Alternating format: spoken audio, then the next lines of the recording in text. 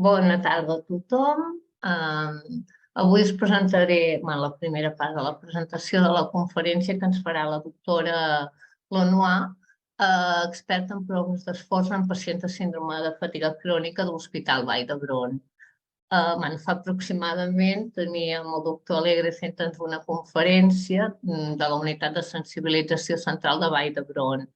I perquè en aquest hospital darrerament s'estan fent molt d'estudis sobre aspectes de la fibromiàlgia, de la síndrome de fatiga crònica i també de la síndrome de fatiga crònica en relació al Covid persistent. Hi ha estudis del son, sobre el sistema digestiu, sobre proves per fer valoracions neurocognitives específiques per síndrome de fatiga crònica, com a exemples de recerca, però avui parlarem de la prova d'esforç. Actualment, la prova d'esforç és una eina empírica per mesurar l'afectació de la síndrome de fatiga crònica i molt útil per demostrar l'estat funcional de la persona. La doctora Lenoir ens explicarà com funciona, què mesura, com preparar-se i les línies de recerca que estan desplegant en aquest àmbit. La conferència més o menys tindrà una durada d'uns 40 minuts i després deixarem 20 minuts de preguntes que tingueu. Sabem que és divendres, amb la qual cosa molta gent ens ha dit que avui no es podia connectar, però quedarà la conferència gravada i la podran veure. Ara donaré pas a la Mireia, que us seguirà parlant del currículum de la doctora Lenoir. I per acabar aquesta petita introducció jo us vull donar gràcies a tots els que heu pogut assistir avui, agrair a la Mireia perquè ha sigut qui ha fet l'organització d'aquesta conferència, en Santi pel suport informàtic, a l'Àngels que és la que us envia els correus i l'enllaç. I també us volem recordar abans de res que una setmana, el divendres vinent, tenim l'assemblea anual de socis, que també la farem així online. Ara us preguem que intenteu tenir el micròfon tancat per evitar interferències durant el desenvolupament de la conferència. I si més tard voleu intervenir, quan acabeu el torneu a tancar. Ja us deixo amb la Mireia i moltes gràcies per estar aquí. Moltes gràcies, Anna, i moltes gràcies a totes y a tots per ser això aquesta tarda de divendres. Y por deferencia a la doctora Lenoir, os voy a explicar un poco, ¿no?, de su trayectoria brevemente, ¿no?, en castellano, que es en el idioma en el que seguiremos la conferencia de hoy. Y nada, contaros que estudió medicina en Venezuela, pero lleva 12 años en el Hospital Universitario de la Vall d'Hebron, que pues, muchos de vosotros ya conocéis, es hospital, ¿no?, de referencia en síndromes de sensibilización central. Y bueno, nos comentaba que ha ido rotando, ¿no?, por distintas especialidades desde el ámbito de la rehabilitación, lo que al final le ha ido aportando, ¿no?, una visión muy transversal y muy multidisciplinar que seguramente pues, veremos, ¿no?, reflejada en la presentación de hoy. Y bueno, es especialista en medicina física y rehabilitación y es miembro de la unidad d'expertesa en síndromes de sensibilización central desde el 2019 del mismo hospital de Vall d'Hebron. Y además, y bueno, esto os lo digo, ¿no?, con confianza porque soy paciente suya, es una profesional con una empatía y dedicación excepcionales y con mucha paciencia también para hacer las pruebas de esfuerzo. Y esta tarde pues tenemos el placer de contar con su experiencia en fisiología cardiorrespiratoria y especialmente, ¿no?, en la famosa prueba de esfuerzo que tantos miedos y dudas pues nos genera, ¿no?, como pacientes. Y bueno, nada más que añadir, así que cuando quieras, Patricia, la atención es toda tuya. Muchas gracias, Mireia, muchas gracias, Ana, y gracias a la asociación por invitarme a participar y a divulgar sobre este tema que a mí sobre todo me interesa tantísimo y me agrada tanto charlar, porque la verdad es que una de mis más grandes pasiones desde que me dedico ya como especialista es a la realización de pruebas de esfuerzo en diferentes ámbitos. No solo trabajo con pacientes con fatiga crónica, sino que trabajo con pacientes con patologías respiratorias, cardíacas, fatigas de otras índoles, con lo cual me ha permitido por tener una visión bastante amplia de cómo es la respuesta al esfuerzo. Además, soy profesora de fisiología cardiorrespiratoria en la universidad, que esto no te lo he comentado previamente, pero también, entonces, bueno, con todo esto he ido como abarcando mucho sobre este tema y aprendiendo muchísimo, que es un tema muy, muy interesante. Entonces, trataré de resumirme lo más posible. Es un tema denso, ciertamente, y y para un viernes por la tarde quizás lo sea, pero bueno, voy a tratar de explicarlo de una forma muy sencilla, ¿vale? Para que lo podamos entender. Entonces, hablaremos precisamente de la prueba de esfuerzo en pacientes, sobre todo en fatiga crónica el día de hoy, pero sí que os daré unas pinceladas sobre qué es la prueba de esfuerzo. Entonces, a mí normalmente me gusta comenzar explicando desde lo más básico, que es el tipo de fibra muscular. Tenemos en nuestro cuerpo la fibra muscular estriada, sobre todo hay 2, 3 grandes tipos de fibra. Hablamos de 2 tipos de fibra, la tipo 1 y la tipo 2. Estos tipos de fibra muscular, o sea, dentro de una misma haz muscular, hay diferentes tipos de fibra y una proporción diferente dependiendo de cada músculo y sobre todo dependiendo de su entrenamiento previo. Entonces, tenemos fibras que son de contracción más lentas, de ejercicios de más resistencia o de actividades de mayor resistencia, que utilizan un metabolismo tipo aeróbico, utilizando oxígeno como metabolismo, o sea, para activar el metabolismo y producir energía. Y tenemos las fibras tipo 2, que son estas fibras que son más de acción rápida, de movimientos rápidos, que utilizan sobre todo glucosa por otra vía un poco más rápida, que es la anaeróbica que se llama, ¿vale? Entonces, sobre todo, en la fatiga y en la fatiga en general, no solo en la fatiga crónica, en la fatiga en general, hay una pérdida y un desacondicionamiento de las fibras tipo 1, con una pérdida de esa capacidad a poder hacer movimientos o ejercicios o actividades de mayor resistencia, ¿vale? Que es sobre todo lo que vamos a medir en la prueba de esfuerzo. Entonces, ¿cuál es la moneda realmente energética? Es esta molécula que se llama ATP, ¿vale? Que es una molécula que se llama, bueno, es adenosina unida con 3 puentes fosfato, unidos con unos puentes de alta energía, no sé si se me ve el cursor aquí, pero son unos puentes de alta energía que cuando se rompen, ¿vale? Por un proceso enzimático, cuando se rompen, liberan energía y esto es lo que hace que el músculo se pueda mover, ¿vale? Cada rotura de ese ATP, ATP a ADP, genera pues unas 7.300 calorías y esos son los que nos permiten que se pueda generar el movimiento a nivel muscular, ¿vale? Entonces, sobre todo, explicar muy grandes rasgos que hay 3 vías metabólicas, ¿vale? En los músculos, que son las que nos permiten utilizar o movilizar este ATP para producir energía, para poder acceder a hacer cualquier movimiento o cualquier proceso celular que requiera energía para poderse desarrollar, ¿vale? Entonces tenemos el primero, que es el de la fosfocreatinina o del ATP, la creatinina fosfato, que es un metabolismo muy rápido, de segundos. Se utiliza para contracciones rápidas, yo siempre explico como para hacer un sprint, para cuando voy a perder el autobús, cuando tengo que activarme rápidamente y esos músculos tienen que avanzar, ¿vale? Y se utiliza de la reserva de la fosfocreatinina en el músculo. Y luego tenemos estos 2 grandes metabolismos que son los que nos van a ayudar a hacer esfuerzos durante una mayor cantidad de tiempo, que es la vía anaeróbica mediante la producción de ácido láctico, ¿vale? Por el rompimiento de esa molécula de glucosa, y luego la vía aeróbica que sí que utiliza glucosa, pero también ácidos grasos y en última instancia aminoácidos o proteínas, pero realmente se nutre de los ácidos grasos y de la glucosa para utilizar una vía a través de la mitocondria, ¿vale? Que es la que produce esta cantidad de energía que nos permite hacer movimientos o actividades durante un periodo de tiempo mayor, ¿vale? Que es precisamente el metabolismo que nosotros vamos a medir de forma más directa en la prueba de esfuerzo. Realmente vemos cómo se comportan estos 2 metabolismos, pero nos interesa sobre todo en la prueba de esfuerzo el metabolismo aeróbico que utiliza oxígeno, ¿vale? Entonces, ¿dónde ocurre esto? Pues en la fibra muscular hay unos pequeños motorcitos que son como unos motores de un coche, que siempre os explico cuando hago la prueba.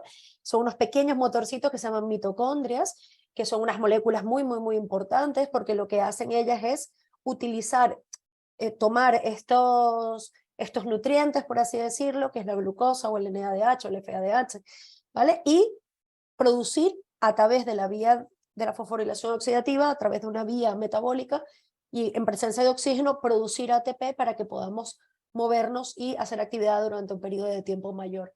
Esto ocurre en 2 tandas, ¿vale? Una parte ocurre fuera de la mitocondria, que es el proceso más anaeróbico, ¿vale? Donde no se utiliza oxígeno para producir esta energía. Y aquí, en esta pequeña moleculita que es la mitocondria, tantas veces nombradas, ocurre pues diferentes vías metabólicas, que no voy a entrar al caso, pero bueno, para que os suene, pues la fosforilación del piruvato, el ciclo de Krebs, que es un metabolismo cíclico donde se va a ir produciendo o oxidorreduciendo unas moléculas para poder darle electrones a esta cadena y finalmente llegar a la fosforilación, que es la última parte, donde se produce ATP en presencia de oxígeno, ¿vale? Y esto ya en la parte más interna de la mitocondria. Entonces, ¿qué es lo que mide en la prueba de esfuerzo? ¿Qué es lo que vamos a medir? Nosotros lo que vamos a ver es la respuesta al esfuerzo incremental, ¿vale? Entonces, en esta situación, que yo normalmente os lo explico, que es como subir una cuesta sin detenernos, ¿vale? Y es cómo va a ir respondiendo nuestro cuerpo a mi nivel metabólico para ir subiendo esta cuesta o estas escaleras sin irnos deteniendo. Y cómo vamos a ir utilizando de un lado y de otro sustratos químicos que nos van a ayudar a producir energía para poder asumir ese esfuerzo que le estamos pidiendo a nuestros músculos que hagan, ¿vale? Entonces, durante el ejercicio incremental se utiliza una combinación de estos diferentes sustratos metabólicos. Pasamos del estado de reposo a un aumento exponencial del gasto energético hasta un 200% más, ¿vale? Y como vemos en esta curva, vemos que es una curva lactato-velocidad, ¿vale? Porque lo que vamos a ir viendo es cómo se va produciendo a medida que utilizamos el metabolismo aeróbico. Es verdad que llega un momento que estas mitocondrias se saturan, que ya no son capaces de producir mucha más energía, a pesar de que haya glucosa. Ellas ya no tienen capacidad metabólica para seguir produciendo energía, y entonces viene este otro metabolismo que es compensatorio, por llamarlo de alguna forma, que es el metabolismo anaeróbico, que es mucho más rápido. A pesar de ser mucho más rápido, tiene al final un sustrato, ¿vale? O realmente produce al final un ácido, que es bueno, muy conocido, que es el lactato, ¿vale? El ácido láctico, ¿vale? Que es un lactato más hidrogenión, que al final es lo que acidifica el músculo, el espacio celular muscular, y finalmente nos genera una fatiga extrema y hace que suspendamos el esfuerzo que estamos realizando. Pero como el metabolismo aeróbico, mientras él va produciendo y va generando energía, ¿vale? Vemos que el lactato se mantiene en unos niveles muy bajitos hasta que aumentamos de forma incremental este esfuerzo, y en la medida que vamos incrementando el esfuerzo que estamos haciendo, nosotros le hacemos a una bicicleta un cicloergómetro de extremidades inferiores, ahora lo explicaré mejor, pero a medida que vamos aumentando esa resistencia, pues obviamente mi metabolismo aeróbico se va quedando ya sin capacidad de producir energía, y pues vamos a empezar a utilizar ese metabolismo anaeróbico predominantemente donde solo utilizamos glucosa y producimos ácido láctico, para intentar llegar a producir más energía y poder asumir ese reto muscular que estamos haciendo, ¿vale? Hasta que llegamos a un momento en el que el músculo ya está plenamente ácido y la persona no tolera ya esta situación metabólica y suspende el esfuerzo que está haciendo, ¿vale?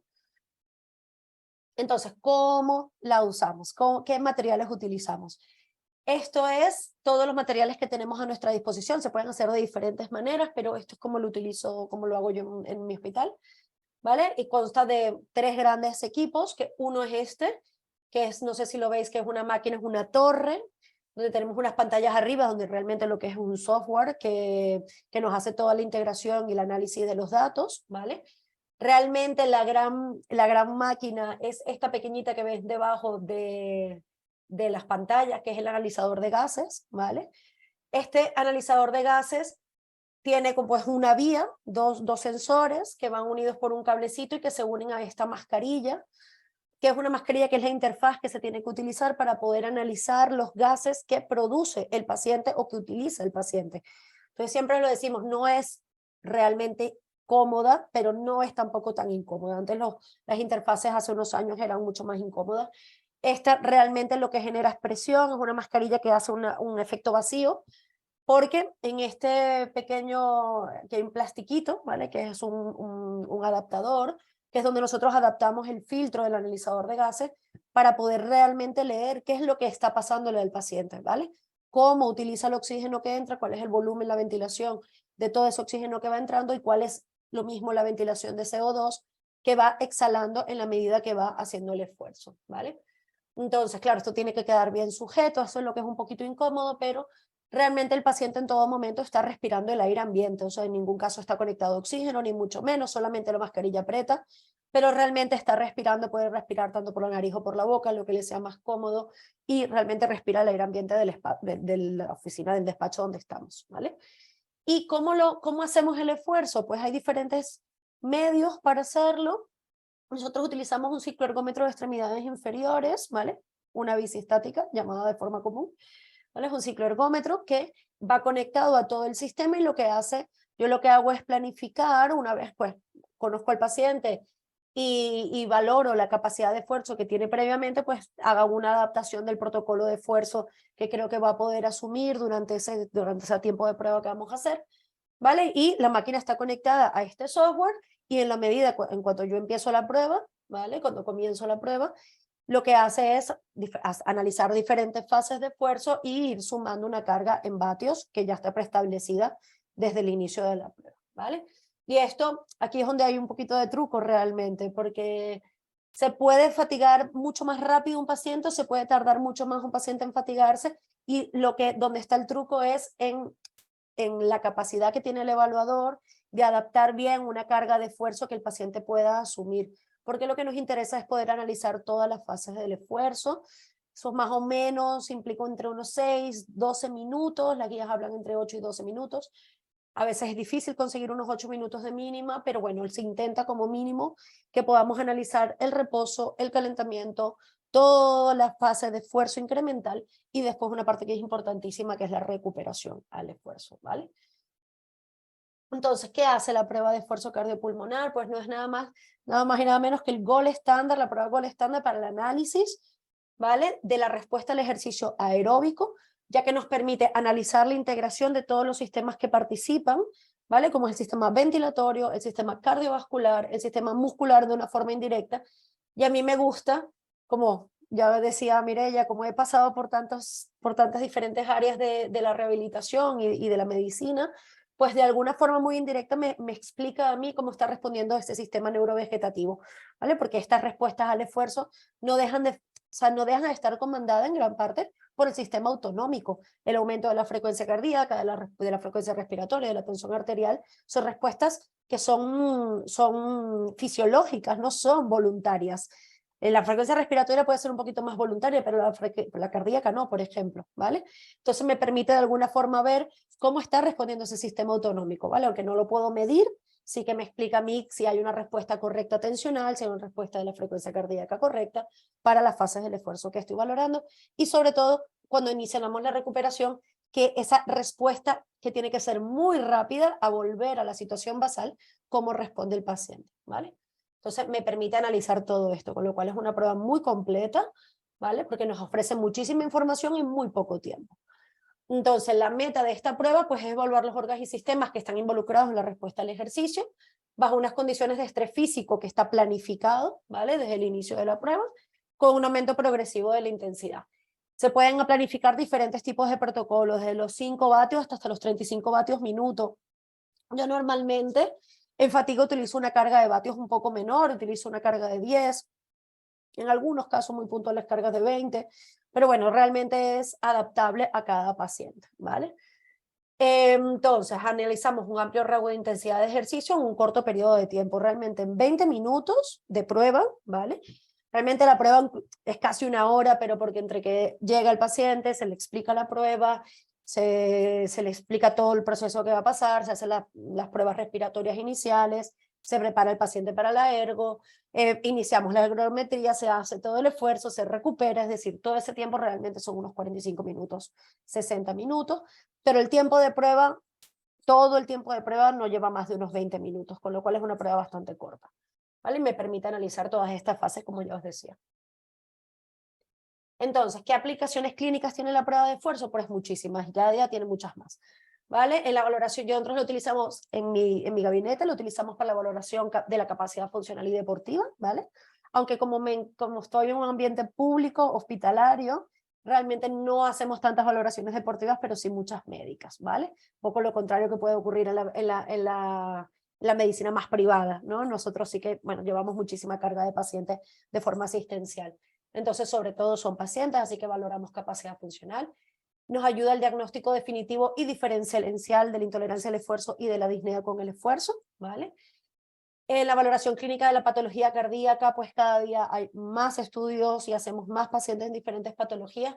Ahora recientemente, por otro lado, tenemos un estudio con pacientes con Marfan, por ejemplo, que es una conectivopatía que ha tardado mucho en sumarse a las pautas de ejercicio físico, y cada día hacemos más pacientes. En la valoración respiratoria tenemos muchísima experiencia y muchísimos años haciéndola.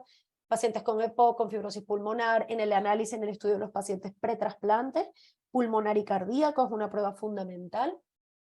En otras patologías, miopatías de otras índoles, mitopatías mitocondriales, otro tipo de miopatías en la fatiga crónica, desde el 2019 en mi hospital, que es cuando he comenzado yo a trabajar con la unidad, pues de forma reglada, ¿vale? En la obesidad, como análisis de la respuesta al esfuerzo, nos ayuda en algunos casos, ¿vale? A hacer un pronóstico y una respuesta al tratamiento, ¿vale? Porque nos permite ver si hay una respuesta positiva o negativa a un tratamiento que permita mejorar esa sensación de fatiga. Y nosotros lo utilizamos en la rehabilitación cardiorrespiratoria para la planificación de los programas de entrenamiento en pacientes cardíacos y respiratorios, ¿vale? Que esto sí que todavía no lo hacemos en pacientes con fatiga, pero en pacientes cardíacos sí que tenemos muchos años y mucha experiencia en la planificación de pautas de ejercicio y de programas de reentrenamiento al esfuerzo, ¿vale? ¿Qué recomendaciones damos al paciente antes de que venga a hacerse una prueba con nosotros o que haga una prueba en cualquier centro? Más o menos las pautas son iguales. Evitar alimentos pesados o fumar 2 horas antes de la prueba, porque esto puede modificar esta respuesta al esfuerzo. Evitar la cafeína y el alcohol unas 4 horas antes, porque son activadores también del sistema metabólico. Esto preferiblemente evitarlo. Evitar estresores o ejercicios intensos en las últimas 24 horas. Que el tiempo de espera sea corto, en una zona tranquila. Desgraciadamente en Vallebrón esto es muy difícil. En los hospitales públicos esto es muy difícil de controlar. Pero siempre intentamos estar muy pendientes de que el paciente pase rápido al despacho, que intente estar tranquilo dentro de la unidad para que ya nos vayamos preparando al esfuerzo que vamos a hacer. Uso de medicación habitual, esto es fundamental. Pacientes que vienen sin tomarse la medicación podemos tener respuestas alteradas, cosa que, sobre todo pacientes hipertensos o cardiópatas, que es preferible que siempre tomen su medicación, que vengan correctamente hidratados, vestidos y con calzado adecuado, esto es fundamental. ¿Vale? Hacemos el consentimiento informado, les explicamos a los pacientes cómo va a ser todo el proceso, ¿vale? Alteraciones cognitivas y del comportamiento son muy raras y tienen que ser muy graves realmente como para que sean una contraindicación. Yo creo que depende sobre todo de la experiencia del personal que va a hacer la prueba, porque tenemos mucho síndrome ansioso depresivo, personas con trastornos límites de la personalidad. Yo creo que depende también un poco depende mucho del personal que está haciendo la prueba, que pueda transmitir tranquilidad, confianza y que pueda responder a todas esas dudas que el paciente que quizás esté un poquito más ansioso ante una prueba que es estresora, pues pueda tener antes de empezar la prueba. Y yo creo que en muy pocos casos hemos tenido alguna incidencia en relación a esto, ¿vale? Creo que después incluso se quedan mucho más tranquilos después de ver que no ha sido tan complicado como quizás se lo pensaban antes, ¿vale? Entonces este es el protocolo que solemos utilizar, explicamos el procedimiento, firmamos el consentimiento, hacemos la espirometría forzada, aplicamos el protocolo, ¿vale? A elegir, hacemos una prueba incremental máxima, que es lo que siempre les explico. El tema de que sea máximo esfuerzo no significa que tengan que hacer la prueba de esfuerzo de un deportista, no viene por allí. Realmente tienen que ser capaces de hacer su máximo esfuerzo, el del paciente, no el mío, no el de la enfermera, no el de otra persona, y esto se los explico a todos los pacientes. Lo que estamos aquí mirando es la capacidad que tienes tú de hacer esfuerzo y cuál es tu máxima capacidad para ponerle un valor numérico y objetivo a esta sensación que tú estás viviendo o que tú estás padeciendo.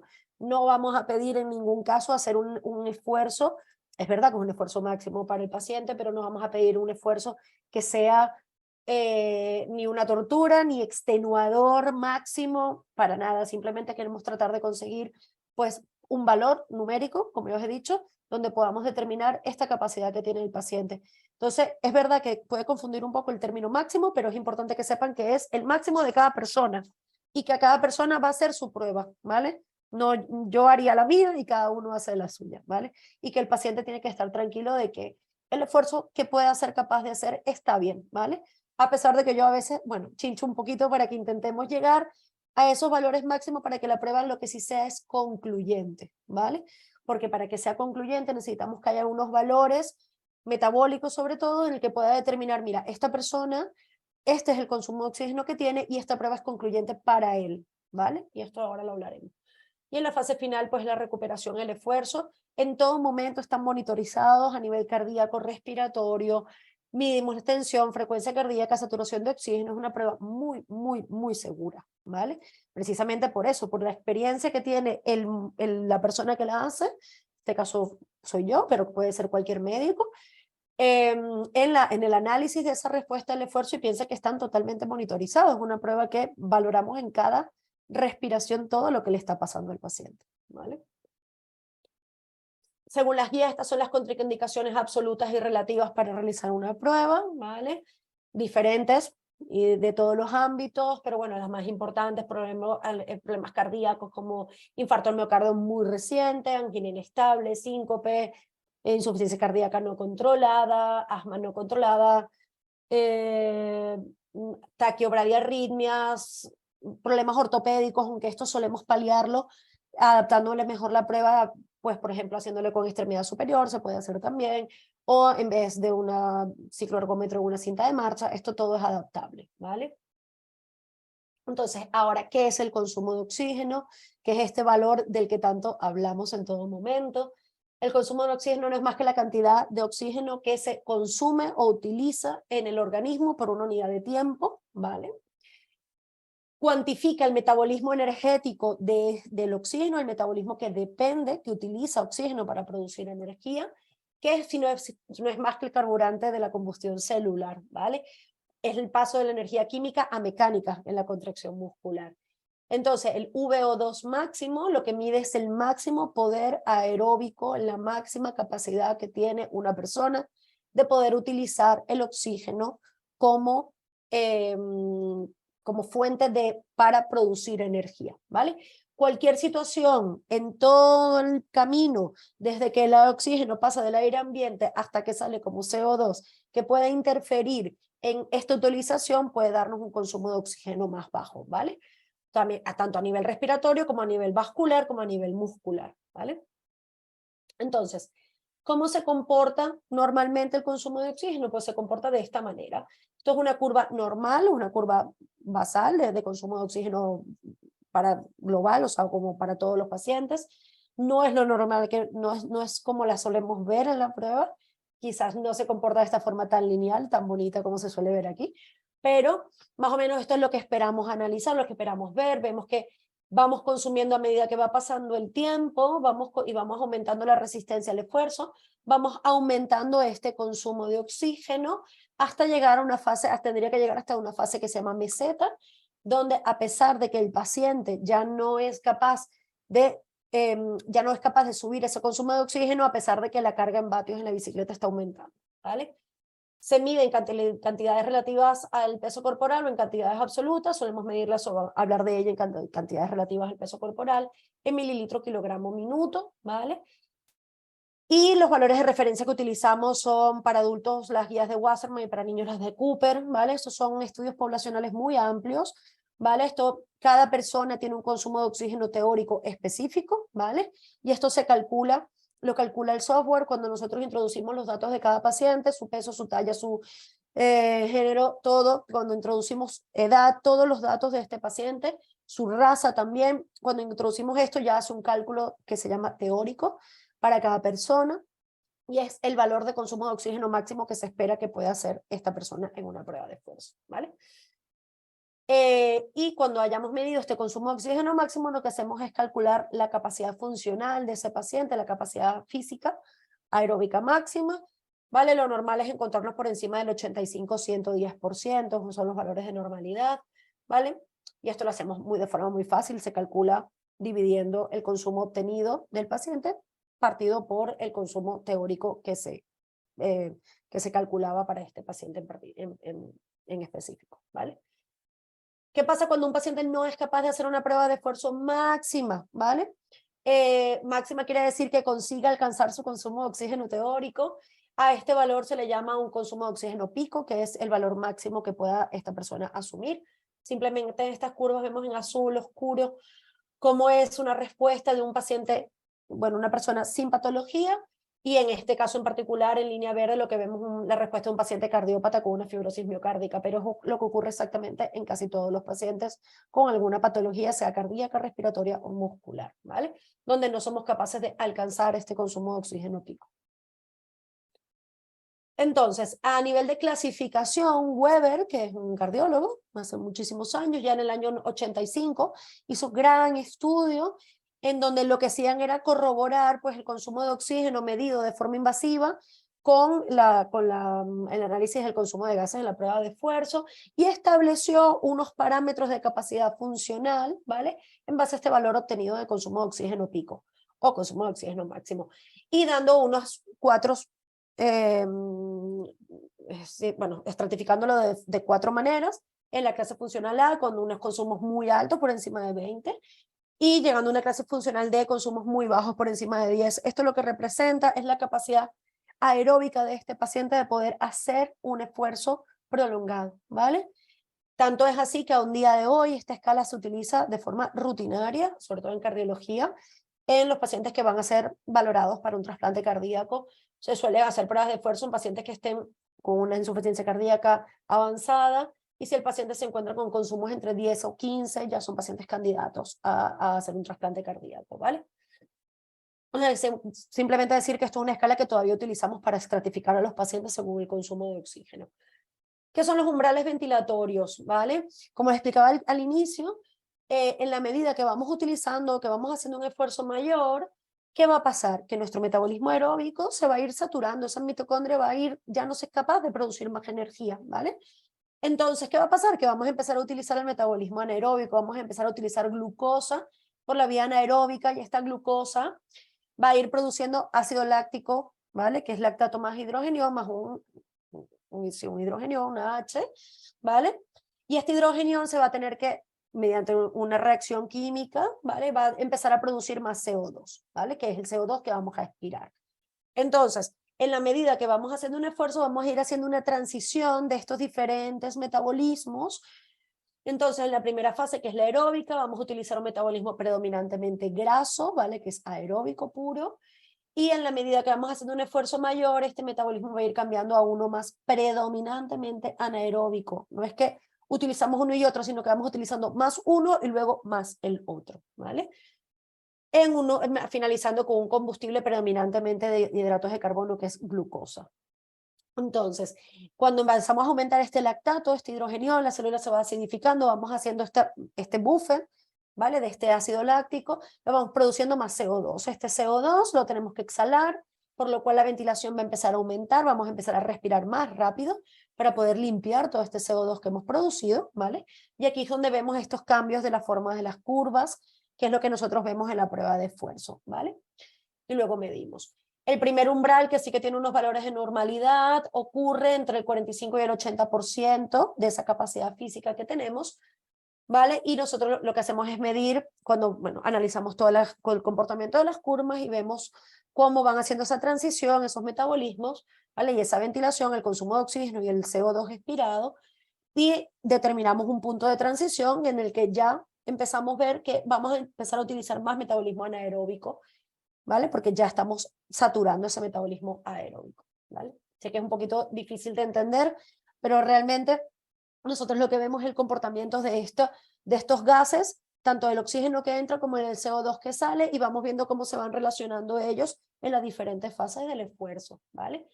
Entonces, el primer umbral es un valor sumamente interesante porque es un indicador objetivo de capacidad funcional. ¿Por qué? Porque es independiente de la motivación del sujeto, ¿vale? Y esto ocurre en todas las personas, no es una cuestión solo en fatiga o en cardíacos, ocurre en todos. Es un proceso fisiológico, todos tenemos que pasar de un metabolismo a otro cuando hacemos un esfuerzo. Yo subiendo las escaleras a mi casa tengo que pasar por esa transición metabólica cuando empiezo a cansarme, cuando ya voy llegando más arriba, es decir, todos los procesos fisiológicos van ocurriendo de una forma que es inherente a nuestra voluntad, ¿vale? Lo que sí es que llegar arriba del todo sin haberme detenido ni una vez, eso sí que depende de la motivación, porque es, a pesar de que estoy extenuado, pues intento llegar, ¿vale? Pero este proceso metabólico es fisiológico, no lo podemos manejar, no lo podemos controlar, ¿vale? Y por lo tanto es un parámetro muy objetivo, muy interesante de analizar, ¿vale? Y lo que nos determina es el inicio de esa contribución más anaeróbica, más del metabolismo anaeróbico a los esfuerzos que realizamos. Entonces, ¿qué pasa si utilizo de forma muy rápida o de forma muy precoz el metabolismo anaeróbico? Pues que me fatigaré antes, ¿vale? Y esto es fundamental, porque en la medida que empiezo a utilizar más la glucosa y empiezo a producir más ácido láctico, pues obviamente mi músculo se va a extenuar antes, ¿vale? Porque se va a acidificar antes. Entonces voy a suspender el esfuerzo que estoy haciendo, ¿vale? Y esto es entrenable, esto es modificable, complejo, pero es modificable. El segundo umbral, ya al final hablaré poco de este, pero en el segundo umbral lo que vemos ya es la última respuesta y es cuando empezamos a aumentar muchísimo la ventilación, porque ya estamos utilizando sobre todo mucho metabolismo anaeróbico y necesitamos limpiar todo ese CO2 que estamos produciendo, ¿vale? Es una fase ya al final del esfuerzo, ya casi cuando el paciente va a suspender ya estamos por suspender la prueba de esfuerzo porque ya hemos conseguido alcanzar casi ese consumo de oxígeno máximo. Entonces, este valor, que es sumamente interesante, a mí me gusta explicárselos mucho, porque, ¿qué pasa? Para que una prueba sea concluyente, hay un valor que es un valor indirecto, ¿vale? Que es la tasa de intercambio respiratorio, que lo que me ayuda a determinar es de forma indirecta cómo se encuentra tu metabolismo, ¿vale? Y es muy simple porque lo que hace es medir la relación entre el CO2 que sale, ¿vale? Por el oxígeno que estoy utilizando. Entonces, cuando utilizo mucho oxígeno, que es al inicio, ¿vale?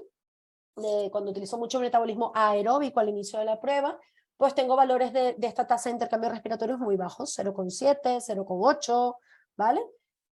¿Y qué pasa? Cuando yo empiezo a extenuarme, que voy utilizando más glucosa por la vía anaeróbica y ya no puedo más, y el estado de fatiga de mis músculos, de mi metabolismo es mayor, ¿vale? Este valor se va a ir acercando a 1, que me está diciendo que estoy sacando mucho CO2 y que estoy utilizando menos oxígeno, ¿vale? Entonces, para nosotros, esto es un valor fundamental para poder determinar si la persona, sea cual sea el consumo de oxígeno que haya hecho durante la prueba, ha hecho una prueba de esfuerzo máximo, ¿vale? Una prueba de esfuerzo que sea concluyente, o sea, que ese consumo de oxígeno que ha hecho es el máximo que él puede hacer, ha hecho su máximo esfuerzo, ¿vale? Ha hecho todo lo que ha podido en la prueba de esfuerzo, ¿vale? Entonces, con esto, y ahí es cuando yo siempre voy chinchando un poco, ¿vale? De que cuando estamos acercándonos a esos valores de 1,1, que ya es una prueba de esfuerzo máxima, y yo insisto un poco intenta aguantar un poquito más para intentar llegar a ese valor, porque cuando yo concluya e informe la prueba, pues diré, esta persona ha hecho su esfuerzo máximo, ¿vale?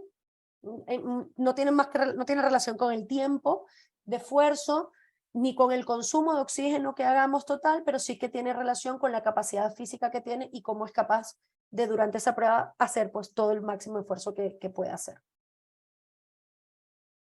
Aquí es una curva de cómo se va comportando esta tasa de intercambio respiratorio. Vemos aquí en la línea azul. Al inicio puede estar un poquito aumentada porque el paciente suele estar hiperventilando al inicio.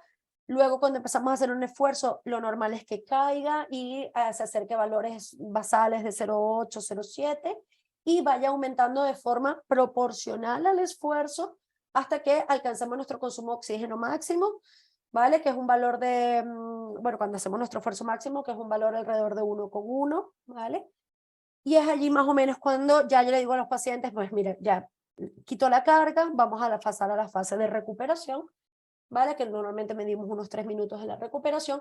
¿Y qué podemos ver en esta fase de recuperación? Que aumenta mucho más este RER, porque ¿qué pasa? Cuando ya paso la fase de recuperación, que ya no estoy haciendo esfuerzo, ya me quedo, suspendo el pedaleo, quito la carga y el paciente pasa a recuperar, pues que empezamos a liberar todo ese CO2 que está acumulado en nuestras células musculares y empezamos a ventilarlo para sacarlo para poder recuperar e ir a la fase de reposo, ¿vale? Entonces, este RER suele aumentar de forma exponencial si hemos sido capaces de hacer un esfuerzo máximo en esa prueba, ¿vale? Entonces, ¿qué relación tiene con el umbral láctico? Y hablaré muy poco de ello, que nosotros lo podemos medir también, pasa que de una forma invasiva. Es decir, el RER es la forma indirecta de cómo se está comportando este lactato, ¿vale? Pero también lo podemos medir, que a veces, bueno, los que hayan hecho alguna vez una prueba conmigo, los que hayan hecho una prueba conmigo o que la hagan en otro lado, que se les mide normalmente de forma capilar con una maquinita que se llama lactómetro, ¿vale? Que es como un glucómetro, que lo que tiene es una tira reactiva, hacemos un pequeño pinchacito en el pulpejo del dedo y tomamos una gotita de sangre para poder medir el lactato, cómo va aumentando ese ácido láctico durante el esfuerzo, ¿vale? Yo suelo hacerlo sobre todo al final para determinar si ha sido máximo el esfuerzo, normalmente con valores ya por encima de 6, 8 milismol, estamos hablando de que ese paciente ha hecho un esfuerzo realmente máximo porque ha aumentado su lactato de forma muy exponencial, ¿vale? Y nos permite darle mucho más valor a esa prueba determinando si ese paciente ha sido capaz de hacer un esfuerzo máximo, ¿vale? O el máximo esfuerzo que era capaz de hacer. Entonces, estos son los criterios de esfuerzo para una prueba de esfuerzo máxima. Pues el consumo de oxígeno que ya no aumente por encima de la carga. Esto es cuando que consigamos alcanzar esa fase de meseta, que esa tasa de intercambio metabólico en el pico de esfuerzo llegue a 1,1 o vaya por encima de 1,09 los primeros 2 minutos, es lo que solemos ver en la gran mayoría de los pacientes, ¿vale? Como hay un aumento muy rápido, muy exponencial de esa tasa de intercambio metabólico al final. Que la frecuencia cardíaca seamos capaces de subirla por encima del 85-95% de lo que se esperaba para su edad, que agotemos la reserva respiratoria, que el ácido láctico vaya por encima de 8 miliosmoles, el pH se puede medir siempre que se haga una prueba invasiva, nosotros no la hacemos, pero sí que hay centros que la realizan, o que la escala de Bohr o la forma subjetiva de sensación de fatiga, tanto de fatiga muscular y respiratoria, haya estado por encima del 8 del 10, ¿vale? Una escala del 0 al 10, que siempre la preguntamos al final. Del 0 al 10, ¿qué tanto te has cansado? A nivel muscular y a nivel respiratorio. Y eso también tiene un valor, aunque sea subjetivo, aunque sea un valor subjetivo, es un valor de muchísimo peso, porque es un valor personal. Cada persona tiene puede decirte qué tanto se ha fatigado. Esto no lo puedo decir yo, no lo puede decir la enfermera, lo tiene que decir cada uno. Y nosotros lo hacemos en base a la escala modificada, que es del 0 al 10, que es mucho más fácil de entender, ¿vale? Entonces, ¿qué hacemos con toda esta información? Les he explicado 3 parámetros, pero realmente la prueba de esfuerzo mide unos 15 parámetros más o menos fisiológicos, porque es la interacción de todas estas variables. Entonces nosotros con todas esas variables lo que hacemos es una integración de esa información para poder dar un informe sobre cómo ha sucedido esa respuesta al esfuerzo, ¿vale? Además utilizamos pues otros parámetros que no son solo los que nos da la prueba, pero también utilizamos la temperatura, la carga en vatios, el tiempo, para poder determinar pues cómo ha sido esta respuesta. Es simplemente un análisis de qué ha sucedido durante esa prueba, ¿vale?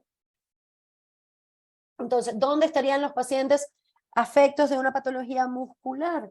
Pues no es una prueba de esfuerzo normal, no se comportan como un paciente con una patología cardíaca, no se comporta como una patología respiratoria, sino como una no cardíaca, no pulmonar, donde el consumo de oxígeno está reducido. El paciente habitualmente no llega a agotar su reserva cardíaca, tampoco llega a agotar su reserva respiratoria, ¿vale? Pero seguimos teniendo un consumo de oxígeno bajo, ¿vale? Que no es lo normal. Lo normal, ¿y qué es lo normal? Lo normal que mide la prueba es lo normal en un paciente, una persona sedentaria. Lo normal no es un deportista. El deportista suele estar por encima de esos valores esperados para él, de edad, talla, peso, género. Lo normal es alcanzar lo que me tocaba para la edad, no mucho más allá de eso, ¿vale? Que es un paciente sedentario, una persona sin ninguna patología que no haga prácticamente actividad física, ¿vale? Y entonces en pacientes con patología muscular lo que vemos es que a pesar de no tener una patología cardíaca ni pulmonar, y que hagan muchos de ustedes o muchos de los pacientes con fatiga, hacen actividad física, siguen manteniendo un consumo de oxígeno bajo, ¿vale? Entonces, dentro del estudio básico, esto me lo facilitó el doctor San Martí, dentro del estudio básico que se hace en fatiga crónica en nuestro centro, pues se hace una batería de pruebas, tanto analíticas o serologías, para determinar si hay un origen viral de esta fatiga que estamos evidenciando en el paciente, ¿vale? Ahora, aquí no lo he puesto, pero bueno, ya lo sabéis muy bien, ahora también se encuentra pues, los pacientes afectos por COVID, ¿vale? Por la infección por COVID. También se le hace otra batería de pruebas de imagen para ver que no haya ninguna patología que no estemos viendo, ¿vale? Que pueda estar afectando, que pueda estar generando una fatiga, ¿vale? Ya sabéis ustedes mejor que yo que la fatiga crónica es un diagnóstico clínico de exclusión, ¿vale? Donde tenemos que ir sacando diferentes posibles causas de fatiga, y cuando hemos descartado que ninguna de ellas se encuentra, pues se puede hacer el diagnóstico. Esta es la prueba neuropsicológica que comentaba previamente Mireia, el CPT-3, que ayuda a medir pues como la respuesta mental, como la respuesta de atencional, ¿vale? En estos pacientes. Un cardiograma para valorar que la respuesta cardíaca sea correcta, y en la prueba de esfuerzo cardiopulmonar se pueden hacer 2 tipos de pruebas. Uno es la prueba única, ¿vale? Que es la prueba de un día, que nos ayuda a determinar pues la capacidad física, ver la respuesta de esfuerzo y sobre todo ver que no haya ninguna otra causa que esté generando una fatiga, ¿vale? una patología respiratoria, una patología cardíaca que no estemos viendo. Y cada vez más, pues, como se hace en muchísimos sitios, la prueba de esfuerzo de 2 días, que yo os voy a explicar cómo funciona. Básicamente es hacer una prueba de esfuerzo. Muchos de ustedes en la privada, si ya la habéis hecho, sabéis cómo funciona. Se hace una prueba de esfuerzo y al día siguiente se vuelve a repetir el mismo protocolo para valorar si hay cambios fisiológicos con respecto al primer día. Esto lo que busca medir es el PEM, lo que busca medir estos cambios de la fatiga post-esfuerzo, de la poca recuperación al esfuerzo que tienen los pacientes con fatiga, y que buscamos, lo que hacemos es intentar medir si hay cambios fisiológicos significativos con respecto a ese primer día, que puedan ser correspondientes al PEM que ustedes nos expresan, ¿vale? Dentro de los aportes de la prueba de esfuerzo en fatiga, pues, más allá de explicarles que en Estados Unidos, pues, entre 1 y 4 millones de personas conviven con esta enfermedad, ¿vale? Que hay un 20% del diagnóstico que a día de hoy sigue sin haber un biomarcador específico para el diagnóstico de la enfermedad, pero que la prueba de esfuerzo nos ayuda a entender la fisiopatología y sobre todo nos ayuda a hacer un diagnóstico diferencial en el caso de que haya otras causas que estén generando una fatiga que no sea una fatiga postviral, ¿vale? Pero sea una fatiga crónica, que también ocurre cuando hacemos la prueba de esfuerzo. En la prueba de esfuerzo única, pues valoramos la intolerancia al esfuerzo, y en la prueba de esfuerzo de los 2 días lo que hacemos es valorar estas diferencias con respecto al primer día, ¿vale? En la segunda prueba. ¿Qué es lo que pasa? Que se ha analizado y se ha visto que en pacientes sedentarios, en personas sedentarias o en pacientes cardiópatas o respiratorios son capaces de reproducir los datos del día anterior, ¿vale? ¿Qué pasa? Lo que han visto las grandes líneas de investigación en esta patología es que en la prueba del día siguiente los pacientes no son capaces de reproducir ciertos valores específicos al día siguiente, a diferencia de una persona sedentaria, ¿vale? Entonces, esto es lo que nos está determinando, lo que nos está dando la cara es de que quizás aquí hay un problema en la recuperación del esfuerzo, que el paciente no es capaz al día siguiente de poder asumir la misma carga, la misma esfuerzo, como lo podría hacer cualquier otra persona, ¿vale? Entonces, hay diferentes líneas de investigación, os traigo las más grandes. Esta es uno de las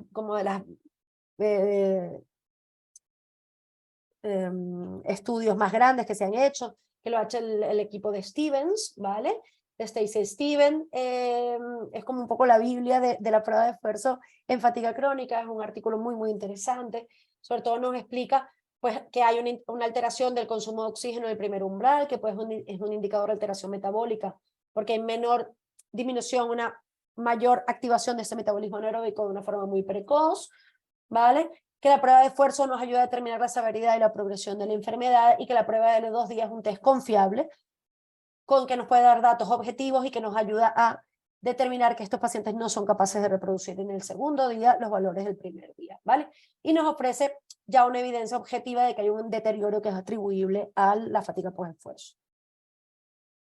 En este otro grupo que es de Nelson, también alguien un investigador que trabaja muchísimo en esta patología, pues ya va dando un poquito más de datos, ya va determinando que quizás en los vatios en el segundo día, ¿vale? Los vatios son la carga que se puso en el cicloergómetro, el paciente no es capaz de asumir la carga al siguiente día, ¿vale? La misma carga que se puso el primer día, y que quizás este pueda ser un biomarcador objetivo de la enfermedad, ¿vale?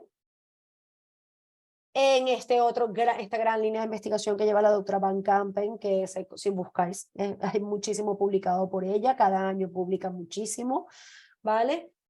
También habla de la carga en vatios, que los pacientes, tanto hombres como mujeres, no son capaces de reproducir esa carga en vatios al día siguiente, en la prueba de los 2 días, ¿vale? Con una significación estadística bastante importante, con lo cual esto comparado con pacientes sanos puede ser un marcador de aquí está sucediendo este paciente está afecto de una fatiga crónica, con lo cual nos va ayudando a tener un dato objetivo que le pueda dar soporte al paciente a la hora de su diagnóstico.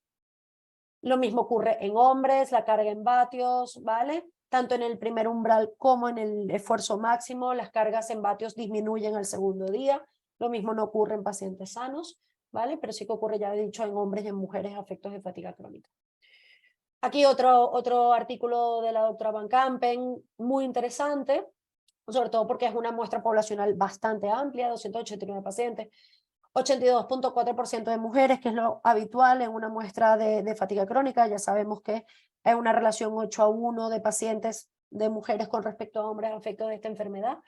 ¿Y qué ha hecho, qué hizo en este análisis? Hizo una relación muy interesante de diferentes parámetros y que determina que tanto los resultados de la prueba del SF36, que es la encuesta de calidad de vida por excelencia, el número de pasos que el paciente podía dar, el consumo de oxígeno, tanto en el pico como en el primer umbral, se relacionaban de forma estadísticamente significativa con la estratificación de la enfermedad dado por los criterios clínicos, ¿vale? Y esto tiene muchísimo peso. Porque ¿qué significa? Que el paciente que tiene un consumo de oxígeno menor, que está estratificado de forma clínica con una escala mayor, de mayor fatiga, ¿vale? O que tiene una estratificación de mayor severidad, pues tiene un consumo de oxígeno más bajo, un SF36 con peor respuesta, un número de pasos menor y un consumo de oxígeno tanto en el primer umbral como en el pico mucho menor, ¿vale? Entonces que todas se relacionan de una forma estadísticamente significativa y esto es muy interesante. Ya estamos casi por terminar, que me estoy creo que pasando un poquito de la hora, pero a nivel de investigación que estamos haciendo ahora en Vallebrón, es verdad que estamos trabajando en muchas líneas de investigación. Yo he traído solamente esta, porque es en la que tengo mayor relación yo con la prueba de esfuerzo. Pues estamos haciendo un estudio bastante interesante donde estamos buscando caracterizar la fatiga post-esfuerzo, la disfunción cognitiva y la disautonomía en pacientes post-COVID, ¿vale? Con fatiga post-viral post-COVID, pero comparándolos con pacientes con fatiga crónica post-viral o de otras etiologías ya diagnosticados previamente, ¿vale?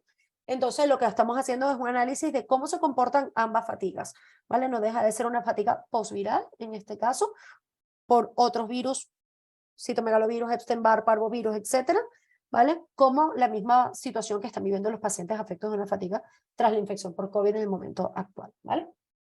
Entonces, bueno, es un estudio bastante... Ay, creo que se me ha disparado la grabación.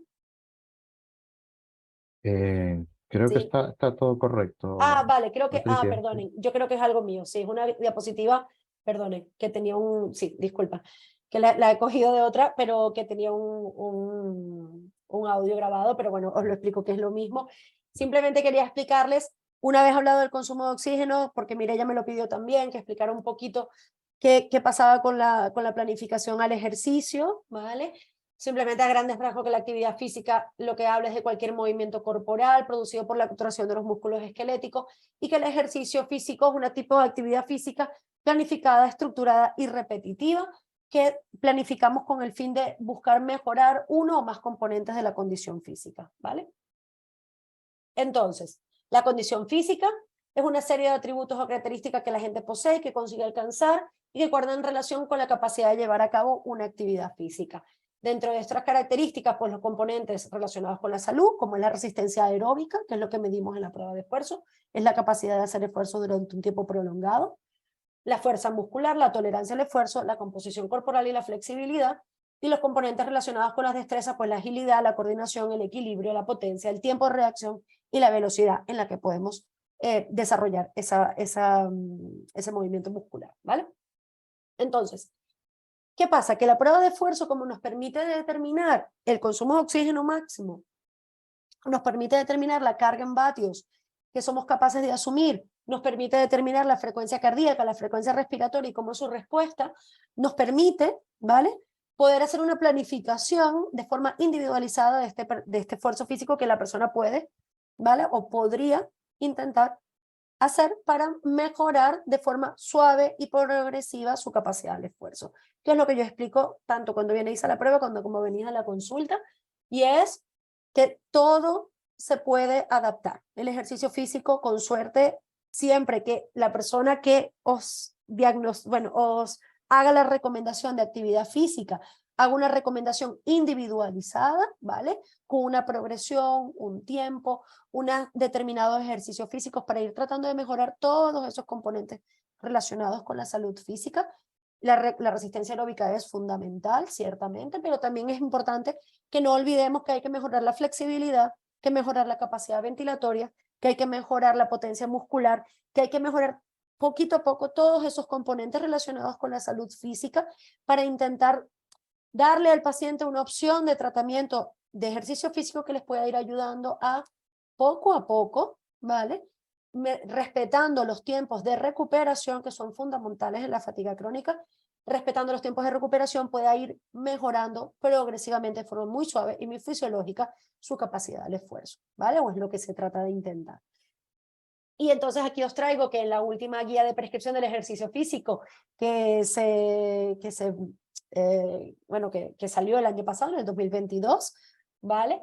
Se incluye este capítulo en fatiga crónica, que uno de los autores es el doctor Alegre, y ya se habla de que el ejercicio físico de baja intensidad puede incidir de forma positiva en mejorar esa capacidad física al esfuerzo, ¿vale? Pero que es muy, muy, muy importante tener en cuenta la fatiga post-esfuerzo, el síntoma cardinal de esta enfermedad, tenerla muy presente para poder explicarle bien al paciente cómo poder hacer un esfuerzo físico progresivo y suave, pero también cómo recuperarse ese esfuerzo que ha hecho, ¿vale? Para que no le juegue tan en contra esta fatiga post-esfuerzo y pueda ser capaz de volver a hacer otro esfuerzo físico al cabo de unos días, ¿vale?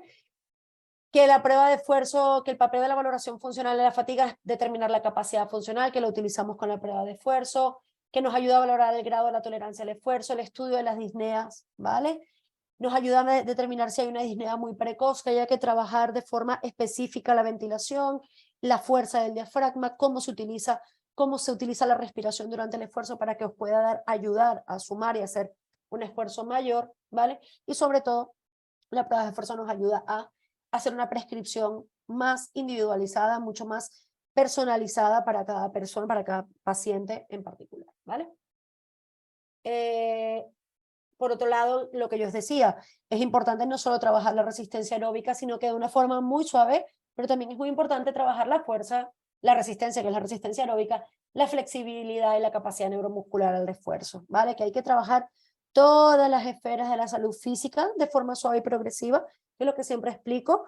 Hay que hacer una muy buena adaptación del esfuerzo, de las pautas de ejercicio físico. No es lo mismo para todos, ¿vale? Yo creo que hay que analizar muy bien al paciente, aunque sí que hay pautas muy específicas para todos.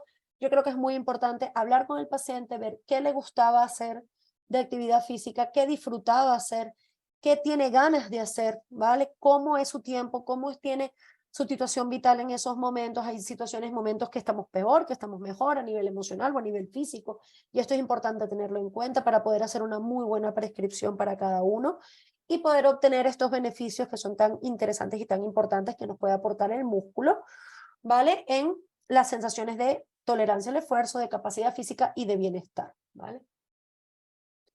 Y ya para concluir, pues que la prueba de esfuerzo es una valoración fiable y muy segura, ¿vale? Ciertamente, no lo dudamos, os provoca una fatiga post-esfuerzo y esto es real, lo explicamos al inicio, ya lo sabemos, pero creo que es muy importante determinar que es una prueba objetiva y que les permite a ustedes también, pues, valorar que quizás somos capaces de hacer un esfuerzo mayor. Es verdad que esto pues, el pago al día siguiente o a los 2 días o al cabo de esa semana, pues es duro de asumir y eso lo entendemos los que hacemos la prueba, pero también os invito a que es importante medirlo, ¿vale? Porque nos ayudará a valorar cómo se encuentran ahora y a valorar si mejoran o empeoran al cabo del tiempo, con lo cual es una prueba que nos puede dar un buen pronóstico y nos puede ayudar a decirles, mira, es verdad, ahora tiene un peor consumo de oxígeno, o después de esta pauta de ejercicio, pues ha ido mejorando, ¿vale? Y esto es interesante y es muy importante para el médico y para el paciente, que nos da datos objetivos que permiten analizar el seguimiento preciso de los pacientes, que es determinante en la valoración y la estratificación de la intolerancia al esfuerzo en todas las patologías y en la fatiga crónica también, que permite realizar un diagnóstico diferencial de la intolerancia al esfuerzo y, sobre todo, cada día más nos permite hacer una planificación individualizada de unas pautas de actividad física, ¿vale? Que puedan poco a poco ir incorporando para ir tratando de obtener pues, esos beneficios que la actividad física nos puede dar, ¿vale? Dentro de las limitaciones, por la evasión de la actividad física precisamente por la fatiga post-esfuerzo, es real y muchas veces es difícil, sobre todo cuando se ha pasado, por mi experiencia, lo que he ido viendo al cabo de estos años de trabajar en la unidad, es que en muchos casos los pacientes que tienen muchísimos años de diagnóstico, pues es muy difícil porque la fatiga post-esfuerzo es muy grande, entonces claro, conseguir pautas de actividad física que les vengan bien, que sean suaves y que se puedan asumir, a veces es difícil, ¿vale? pero que bueno, que es todo una maestría de intentar ir tratando de mejorar poquito a poco esas sensaciones, que también este PEN dificulta la realización, el protocolo de 2 días, aunque realmente en lo que llevamos de protocolo este año hemos tenido una respuesta maravillosa de los pacientes, que a pesar de que tienen mucha fatiga por esfuerzo, han venido, han cumplido con toda la pauta y que es de agradecer realmente, porque es bastante, entendemos que es bastante duro de asumir. Y sobre todo también el mismo PEN en el seguimiento de las pautas de actividad física. El uso más extendido, que es lo que decíamos al principio, es difícil, precisamente porque no todas las unidades disponen de esta tecnología ni de una persona capacitada en esta enfermedad para hacer las pruebas y que es una maquinaria cara, ¿vale? Por eso tampoco está en todas las unidades ni en todos los centros de referencia, pero que bueno, que yo creo que poco a poco, sobre todo también con la llegada de la fatiga post-COVID, ¿vale? Desgraciadamente, pues ha ayudado a que estas unidades pues vayamos trabajando cada día más en disponer de esta prueba para poder hacer un análisis más objetivo y correcto de nuestros pacientes, y que requiere adaptaciones específicas para diferentes patologías, lo que precisa un conocimiento amplio de diferentes enfermedades y que podamos realmente tener, que es aún más caro, tener diferentes formas como hacer esta prueba para poder llegarla a más pacientes, ¿vale? Pero realmente esto es difícil. Y estas son grandes limitaciones que nos conseguimos en el día a día. Y nada más que agregar. Este es mi correo electrónico, ¿vale? Profesional. Si tenéis alguna duda, fuera de los momentos de preguntas que tenemos ahora, pues quedo aquí a vuestra disposición y muchísimas gracias por estar aquí con nosotros esta tarde. Muchas gracias, Patricia, por esta hora, ¿no? de explicación, que además es de agradecer porque es súper difícil, y yo también que me dedico, ¿no? a la investigación y a la docencia en la universidad, trasladar lo que se ve desde el mundo académico, ¿no? y lo que trabajas en investigación y los papers que vas viendo, a, Sí. ¿no? hacerlo entendible para todo el mundo. Y la verdad es que con la prueba de esfuerzo además es como más difícil porque hay muchísimos parámetros, muchísimas siglas, acrónimos, no sé, es como todo muy, muy complicado, pero bueno, no sé, espero que a las personas que te han estado escuchando les haya quedado más o menos claro y al menos entendido, ¿no? esta parte de la transición, ¿no? de la fase aeróbica a la anaeróbica, que siempre salen los informes de la prueba de Sí. esfuerzo y era como, madre mía, ¿qué ¿Qué es significa? esto? Entonces ahora es como, bueno, sabemos que, ¿no? que es lo que nos permite ver si hay esa intolerancia, ¿no? al esfuerzo.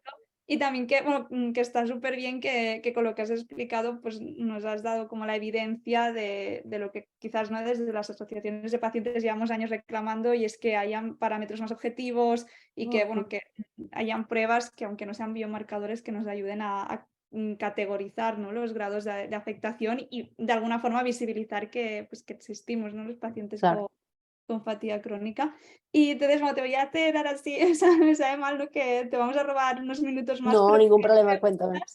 y hemos recopilado, bueno, las que iban saliendo por el chat, algunas que habían llegado de antes.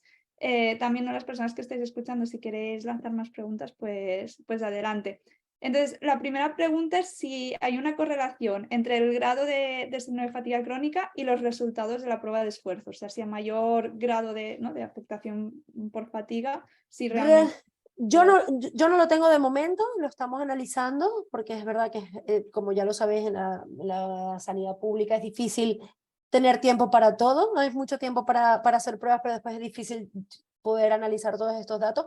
Pero sí, hay estudios de otras líneas de investigación que sí que lo determinan, que a peor grado de afectación sí que hay un peor consumo de oxígeno, ¿vale? Sobre todo en líneas de investigación en Estados Unidos, en Noruega, que tienen muchísimo tiempo trabajando con pruebas de esfuerzo y en personas, en pacientes afectados de fatiga, sí que hay una correlación del consumo de oxígeno con el grado de afectación. Vale, te voy lanzando así preguntas. Tranquila, dime. Bueno, la segunda va relacionada también que, bueno, al final la prueba, por lo que has explicado, que esto, por ejemplo, lo desconocía, ¿no? Que asusta mucho esto de llegar al valor máximo, y cuando has dicho, no, es que depende, ¿no? del teórico, ¿no? Del valor teórico que se asigne, ¿no? a la persona en función de sus características, pues bueno, está súper bien, ¿no? que al final vayamos a esta ¿no? personalización de la medicina. Entonces, sabemos, ¿no? que tenemos que es una prueba que se adapta al paciente, que es súper personalizada, y que hay un protocolo, por ejemplo, un Vall d'Hebron, ¿no? que pues entra dentro del diagnóstico diferencial que se realiza. pero, ¿sabes? No sé si conoces o cuál es tu opinión, si debería ser por protocolo aplicable, ¿no?, a todas las personas que sufren síndrome de fatiga crónica, o debería ser algo complementario. Yo creo que además, yo creo que debería ser protocolar realmente, porque si es el síntoma cardinal, es la sensación, es la intolerancia al esfuerzo, yo creo que es importante medirla. Así como un paciente cardiópata es importante hacerle un ecocardiograma para valorar su función cardíaca, pues en los pacientes que tienen miopatías o fatigas, o que tienen fatiga al esfuerzo, no solamente la fatiga crónica, creo que es la prueba estándar donde lo podemos determinar. Entonces creo que sí que es protocolar, y de hecho yo creo que ya en los próximos años ahora se está trabajando esto, lo sé por los clínicos con los que trabajo, que yo creo que llegará un momento que formará parte de las líneas diagnósticas. Entonces ahora a día de hoy es verdad que el diagnóstico es clínico, pero yo creo que cada día se está trabajando más en que haya más pruebas con datos objetivos que puedan soportar el diagnóstico. Entonces yo creo que, aunque a día de hoy no lo sea, creo que todo se trabaja para que sí que haya una prueba que sea más objetiva, y yo creo que más objetiva que esta, a día de hoy, no hay realmente. Porque estamos de acuerdo. Otra pregunta que además ha salido bastante repetida y nos Sí. llega, ¿no?, a la asociación, pues nos llega por parte de las personas socias y bueno, que también son pacientes de síndrome de fatiga crónica, es siempre, ¿no?, la duda esta de, bueno, tengo que pedir sí o sí que me hagan la prueba de esfuerzo de 2 días o con la de un día vale. Entonces, claro, sí que es verdad que, por ejemplo, no sé, lo comento porque yo recuerdo antes, ¿no?, de hacer la prueba, que todo el mundo me decía, ves sin dormir, si te hacen la de un día tienes que agotarte muchísimo y tal. Y bueno, yo fui habiendo dormido y habiendo hecho vida normal, porque si no, pues Claro, no podía trabajar, pero no, hay que vivir con vida normal claro, realmente, pero sí. hay esta creencia, ¿no?, como de tengo que agotarme antes si me hacen la prueba de un día, o si no, tengo que insistir en que me hagan la de 2 días. Entonces, ante estas situaciones, ¿qué es lo Yo, que yo creo que cada uno tiene su valor, ¿vale? Es verdad que hay personas que defienden, por decirlo de una forma muy coloquial, a muerte que se tenga que hacer la prueba de 2 días. Yo creo que hay pacientes en los que es oportuno hacerla, sobre todo en pacientes que tienen valores bastante buenos, y que es interesante ver cómo es la respuesta al día siguiente, cómo les afecta el PEM realmente. Hay pacientes que ya con valores, con la prueba de un día y con las escalas de estratificación, ya hay una respuesta bastante clara en la prueba, y creo que con la prueba de un día se puede estratificar de forma bastante bien al paciente. También es verdad que a día de hoy lo que marca es la prueba de 2 días, que es la que se está marcando realmente como un biomarcador, pero para certificar al paciente con la prueba de un solo día es suficiente, ¿vale? Y realmente no, en esto sí que os invito a que no oigáis de los rumores, hay que ir descansado, hay que tratar de dar lo mejor posible en la prueba, pero hay que hacer una vida normal. De hecho, hay que llegar, en todos los pacientes se les pide que descansen con tranquilidad, que no tomen estresores, que no fumen, que realmente traten de llegar a la prueba en la situación basal que tienen, porque lo que queremos es medir la tolerancia al esfuerzo. Si no, realmente está artefactado. Entonces, no está dando realmente los valores que tú tienes, ¿vale? Y no sé si hay un poco de miedo a salir mejor de lo que uno espera, pero entonces creo que ahí es donde hay que jugar, porque claro, y esto lo entiendo, y también hay mucho tema laboral detrás, hay muchos temas legales detrás, es complicado, ¿vale? Eh, pero sí que es importante estratificar bien al paciente, y sí, se tiene que medir una prueba de 2 días para determinar lo que el paciente más refiere, que es la fatiga post-esfuerzo, pues aplicar un protocolo de 2 días que nos pueda dar una mayor información, sin duda, ¿vale? Pero yo creo que hay que jugar, a día de hoy, como no es un criterio diagnóstico protocolizado, creo que se tienen que jugar con ambas situaciones, pero lo que sí es importantísimo es que el paciente vaya en la mejor situación posible a la prueba, que trate de ir descansado, con su medicación, cómodo, que intentemos los que estamos haciendo la prueba transmitir esa tranquilidad al paciente para disminuir un poco la ansiedad que da someternos a un esfuerzo que después nos va a hacer daño, y yo lo puedo entender, o sea, lo entendemos. Pues la enfermera con la que yo trabajo, pues trabajamos todo el tiempo en que se sientan cómodos, que estén tranquilos, que vean que es verdad que os provocaremos una fatiga, pero que realmente la podéis asumir y sois capaces de hacer una prueba de esfuerzo máxima para ustedes, ¿vale? Pues es que uno de los miedos es bueno, hay como los dos miedos. Por un lado, ay, si voy y aguanto la prueba, es que quizás no estoy no tan mal como pensaba y me va a decir que no tengo nada. Y luego Ya. la parte de, hoy quizás voy y me esfuerzo al máximo y luego tengo un brote que no me levanto de la cama en 2 semanas. Entonces Sí. hay como estos dos miedos y por eso... Es entendible. Yo lo que trato de explicarles cuando venís allí a Petit Comité es que y no solo en fatiga, en todos los pacientes, en cardíacos, en respiratorios, también ya hacemos pacientes con lesión medular, hacemos pacientes con muchas patologías, es decir, con discapacidad física. Eh, para que esta prueba tenga mucho valor, tiene que salir mal haciendo tu mayor esfuerzo, ¿sabes? Y ahí es cuando vemos realmente que el consumo de oxígeno es bajo con una prueba de esfuerzo máxima, y esto tiene muchísimo valor. Bueno, genial. Espero que ahora no, que la gente se anime más, ¿no? Que pierda un poco el miedo a hacerla. Hay una pregunta muy concreta de preparación y es una persona por el chat que preguntaba si se están tomando beta bloqueantes, si habría que suspender la No, toma antes.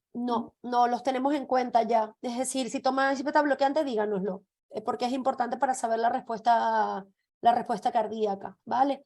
Pero piense que la mayoría de los cardiópatas toman beta bloqueantes y no los pueden suspender antes de la prueba, ¿vale? De hecho, está contraindicado, hay que tomar toda la medicación con normalidad, sobre todo la que tiene que ver con el corazón, hipotensores, beta bloqueantes, antianginosos, toda la medicación que toméis. Pero sí, ya lo tenemos en cuenta. En relación con la prueba había, o sea, preguntas, bueno, una si el lactómetro se usa siempre y la otra es que si el cálculo teórico, o sea, si lo ideal es que llegues, o sea, persona sana, ¿no? Entendemos que llega al 100% de su valor máximo teórico, eso sería la situación ideal o no tiene por Esto qué. sería la situación ideal para una persona sin patología, que llegue a su teórico, ¿vale? Lo que esperamos en un paciente, afecto de cualquier patología, no es que llegue a su teórico, es que esté por debajo de él, ¿vale? Pero utilizamos el teórico como valor de referencia para poder calcular esas capacidades físicas y los umbrales, ¿vale? Y me habías hecho otra pregunta, ¿qué era? Si el lactómetro El se usa lactómetro. Se puede utilizar de forma rutinaria, hay centros que lo utilizan de forma muy rutinaria. Yo, desgraciadamente, no lo puedo utilizar de forma tan rutinaria porque, repito, trabajo en la sanidad pública y es un recurso muy costoso. Y entonces, si hay personas que hacen curvas con el lactómetro durante toda la prueba, bueno, lo hemos ido trabajando, pero yo sí que en muchos casos, sobre todo en pacientes con fatiga, suelo intentar hacerla, si dispongo de mi material completo, al final del esfuerzo, para poder determinar si el esfuerzo ha sido un máximo. Y cuando hacemos estudios sí que lo hacemos. En el estudio que había comentado antes, por ejemplo, que esto no lo he dicho, también estamos haciendo un análisis de sangre antes y post esfuerzo, ¿vale? Entonces hacemos una analítica previa y hacemos un análisis de sangre al finalizar el esfuerzo, y allí también medimos el lactato en laboratorio. No lo hacemos por capilar, pero sí que lo medimos en el laboratorio. mejor, no más eficaz. Luego ahora preguntas que no tienen tanto que ver ¿no? con la prueba, sino con el post, ¿no? Vale, tengo ahora el resultado de la prueba, el diagnóstico, entonces van relacionadas con la parte esta del entrenamiento, ¿no? En personas enfermas de fatiga crónica. Entonces hay preguntas, por ejemplo, pues eso de si, no sé si podrías dar un par de ejemplos de ejercicios Sí, lo intentaré. podamos hacer. Y sobre todo que, bueno, esto Silvia por el chat lo comentaba, que a pesar de hacer pues, ¿no? los ejercicios pautados, pues, no sé, por ejemplo, el Fibrol, ¿no? Cosas así, ¿no? Proyectos que se hacen desde los hospitales, dice que no hacemos músculo. Esto no sé si es algo... No hacemos músculo. Sí, no sé si es algo compartido o no, no lo Yo sé. esto aquí creo que no entraré. Eso de hacer o no músculo, es que lo de hipertrofiar el músculo es una condición física específica. Es decir, para hacer hipertrofia muscular, puede estar muy definido con unos musculosos, tampoco es necesario para tener salud física realmente hipertrofiar el músculo. Lo que creo es que tenemos que tener un músculo eficiente, eso sí. Y la eficiencia muscular se puede conseguir de muchas maneras. Entonces, diferentes tipos de ejercicio, pues hablando de ejercicio aeróbico, piensa que el ejercicio aeróbico son todos los ejercicios físicos que se hace durante un tiempo prolongado y que mueve grandes masas musculares, ¿vale? Entonces, ¿qué incluye un ejercicio aeróbico? ¿Vale? Pues caminar, en grandes rasgos, ¿eh? Caminar, trotar, correr, ¿vale? La bici, tanto estática como de paseo, como de montaña, la bicicleta, nadar, ¿vale? Bailar, por ejemplo, ¿vale? Estos son grandes 4 ejercicios aeróbicos, por ejemplo. Después podemos activar más el ejercicio aeróbico, pues haciendo otro tipo de ejercicios, pues haciendo remo también, por ejemplo, remo con bandas o remo en una máquina. Es decir, el remo también es un ejercicio aeróbico, ¿vale?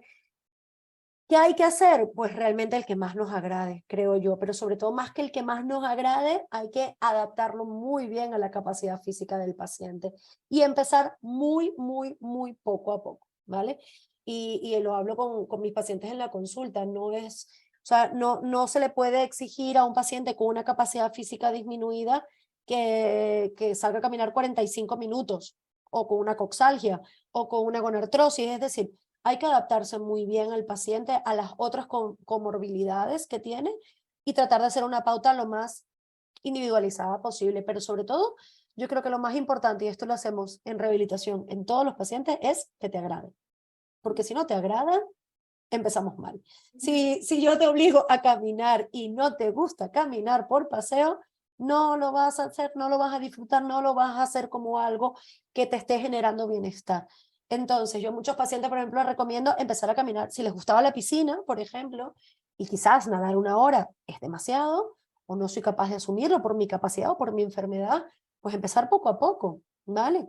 Y poco a poco a veces son 2 piscinas, y 2 piscinas durante mucho tiempo. Pero hemos conseguido hacer 2 piscinas, y después de hacer, pues 3, y quizás en 6 meses estamos haciendo 6, pero hay que progresarle a cada paciente su tolerancia al esfuerzo. No sirve una pauta genérica para todo el mundo. A veces es caminar dentro del agua, nos ayuda a quitarnos peso corporal, a protegernos las articulaciones. También pautas de aquagym, depende, o sea, es que hay que hablar con cada persona, creo yo, y hacer una pauta muy específica.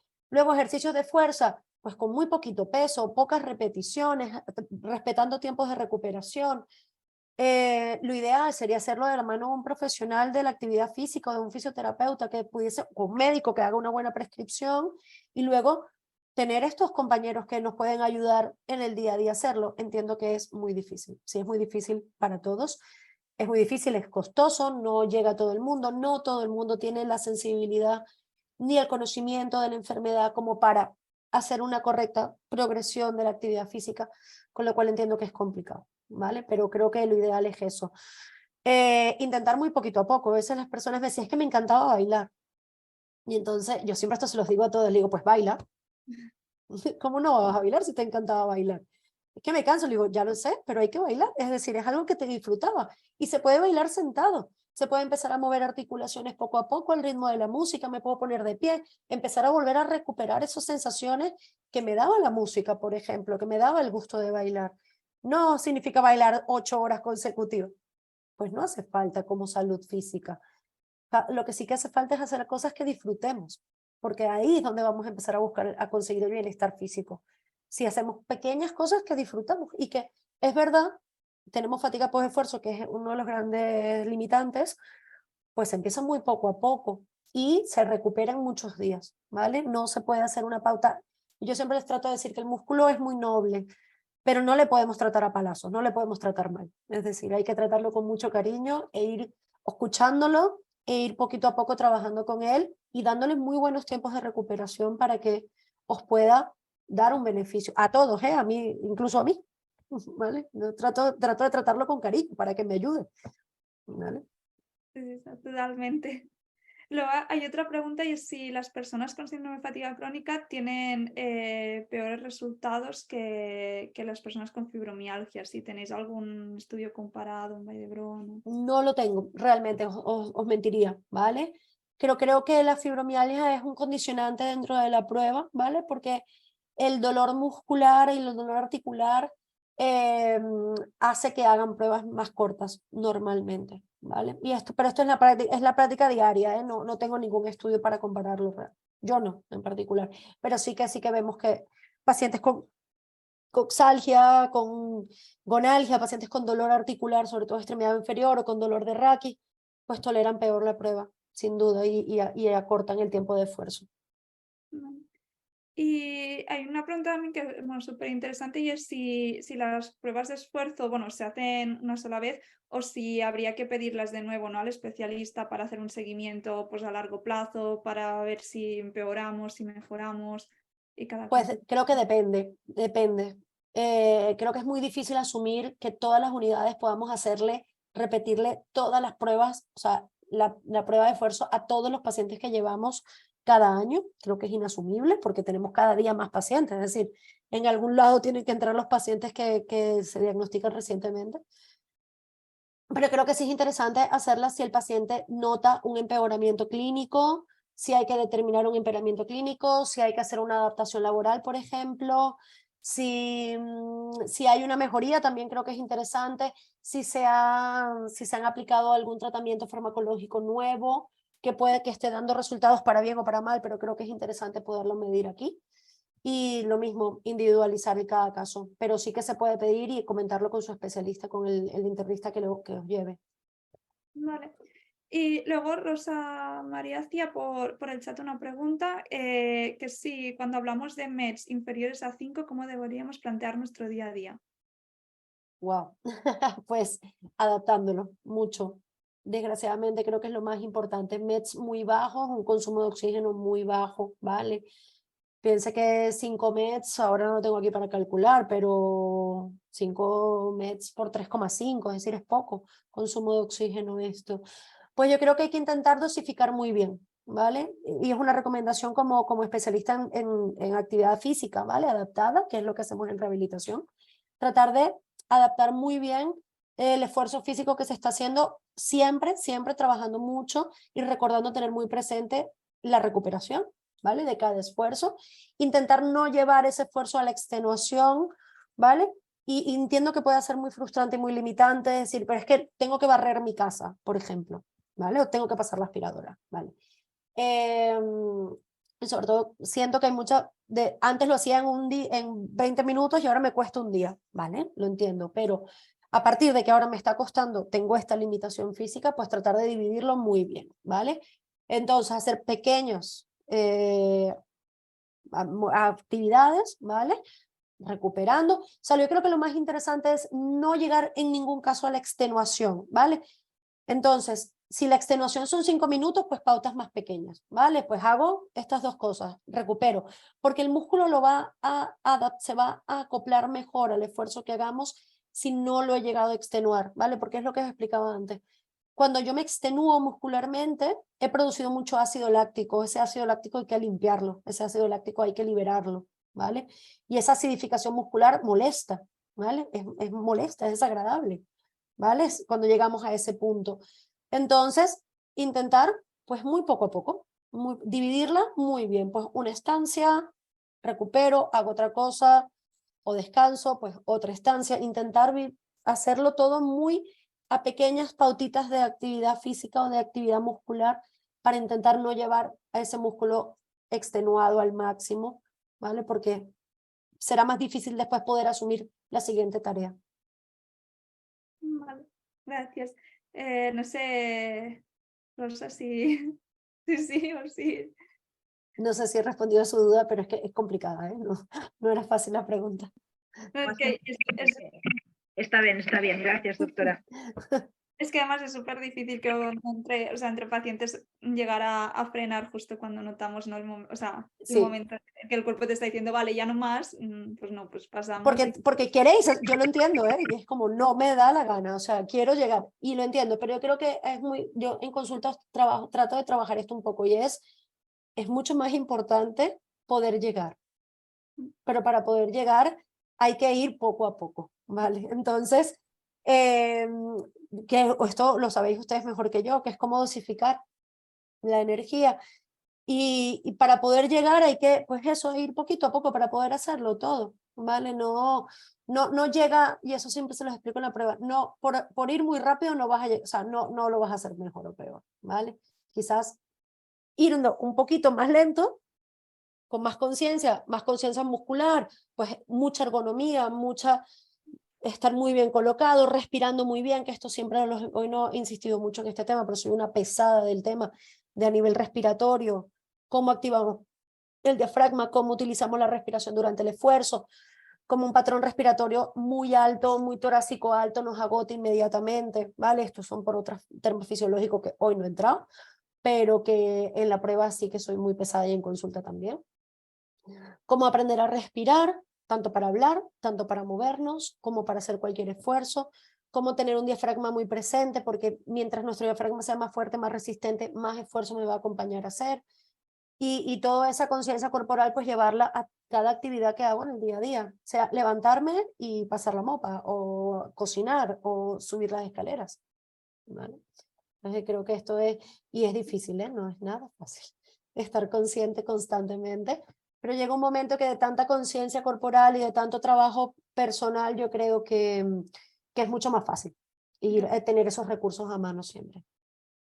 Hola, a ver, ahora bueno, te hago la penúltima pregunta que la hacía Santi, y es que preguntaba bueno, no sé, quizás no es la penúltima, porque ahora están entrando más por el chat, pero Santi preguntaba que las personas con síndrome de fatiga crónica nos agotamos más pues, cuando estamos, ¿no? de pie de forma estática, y si esto pues, se puede medir más allá de la mesa basculante, o si podemos hacer algo para paliarlo. Decía, bueno, por ejemplo, utilizar bastones para caminar. Por ejemplo, sí, los productos de apoyo ayudan a mejorar, a disminuir el gasto físico que utilizamos para cualquier esfuerzo que hacemos, sí, pero tendrían que estar bien pastados, bien prescritos, bien colocados. Es decir, es un mundo aparte, creo, Santi, esto. Pero también ir cambiando las posiciones también os ayuda mucho por lo que he ido leyendo, pues ir cambiando posiciones de sedestación a bipedestación, ir tratando de ir alternando un poco. Piensa que estar de pie es una actividad muscular y nos requiere muchísimo esfuerzo. Muscularmente no es gratuito estar de pie, pero estar sentado es un gran enemigo realmente.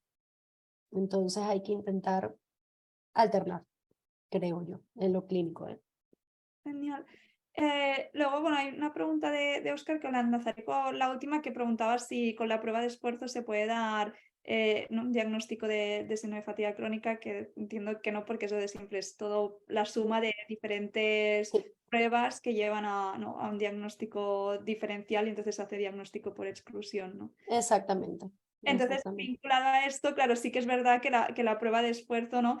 Pues es lo que decíamos, un marcador relativamente, pues, bueno, no quiero decir relativamente, porque en sí es objetiva, ¿no? Ujú. Pero que quizás no se está usando, ¿no? Lo suficiente, o no se está reconociendo lo suficiente a nivel médico y legal, pero que realmente pues da unos valores, ¿no? Pues, objetivos y determinantes y muy importantes. Entonces hay personas, ¿no? Oscar, Vicky, Meritxell, que preguntaban si siendo ¿no? de fuera de la zona que abarca Vall d'Hebron, si pueden hacerse la prueba en Vall d'Hebron, o en qué casos no pueden exigir la prueba de esfuerzo en otros centros hospitalarios, o si pueden hacer a esta prueba visitándose contigo, por ejemplo, si visitas en consulta privada, o si conoces centros que... ¿no? Mira, te lo resumo rápidamente, creo que no, es decir, creo que no se puede, si no son por temas de zonas hospitalarias, y esto es una cuestión burocrática en la que yo si me envían al paciente hago la prueba, no tengo ningún problema. No estoy mirándole la zona al paciente para hacerle la prueba, yo en lo particular, pero sí que entiendo que lo más interesante sería insistir poco a poco en cada unidad, ¿vale? Insistir en las unidades que os lleváis en otros hospitales para que se vayan incluyendo este tipo de pruebas en vuestro diagnóstico y sobre todo en el seguimiento.